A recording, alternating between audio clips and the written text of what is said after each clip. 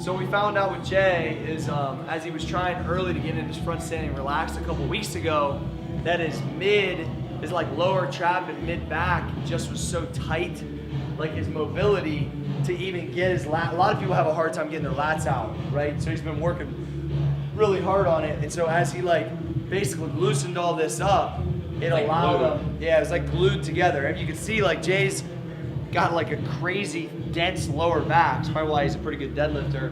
And but that was hindering him getting his lats out. And I still think if we really work on this like rear delt capsule lat kind of tie in here, it's gonna help him even more. The other key is, as you can see, like he's starting to get striated in his shoulders, is to be able to have your lats out but force through your delts, kind of like you're doing like a lateral raise a little bit, so you can show it all.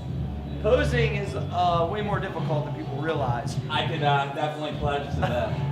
I learned how to do it like 12 hours before I jumped on stage the first time, but I think because I had read so much Frank Zane stuff and watched so many videos, it came real natural to me. But it's it's tricky as hell. Even just like we're working on side poses, like making sure that your stomach's tight here, but you're tweaked this way, that your leg's done that way. One of the big tricks that I learned early on, Jay goes side, is to go up on your toe. Let's do the other side, Jay, because it looks crazy. So to go up on your toe to get your calf moving, right? As you sit down, you'll see the striations in your quad. You take this foot to make sure it's like halfway up your opposite foot. You want about halfway? That knee, yeah, roughly. That knee is gonna sit against that hamstring, which is kind of hard to see with the lighting. But as Jay sits this knee and pushes into that hamstring, you're gonna get you're gonna get the gremlin groove right here, and then you'll see crazy separation from hamstring to quad as he pushes it out. So basically, as the hamstring's pushed out, it looks like even more separate. So it's not just sitting down on it, yeah. So when he's on stage and this is all tanned up, you're gonna see this huge line separation here and these crazy striations from all them fucking lunges. See, nasty.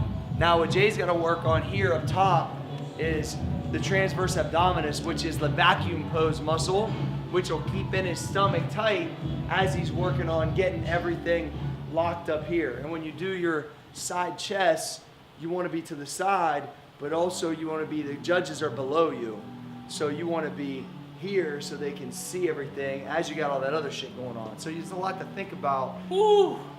And it's hard. It's like isometrics for an hour. That's why when I did the muscle trifecta, when I was in the overall pose down for the NOBA, I was on stage an extra 40 minutes than I expected. That's why I was so fucking sore the next day when I woke up getting ready for the powerlifting meet. That's what was real super challenging because you're on stage 3 different times and I thought I was gonna win you overall, so I was trying to fuck it trying to get it. I'm interested to see how it feels to do all of this when I'm super dehydrated, and you know what I mean? So it'll be adrenaline. Interesting. But all right, what do you want me in now? Let's go rear lat spread just so I can explain a little bit. Right, so let's go spike, let's go toe spike, as Fosco likes to say. So with the toe spike, see how Jay's got his knee tweaked out a little bit? What that'll allow him to do is sit back and push through his hamstring.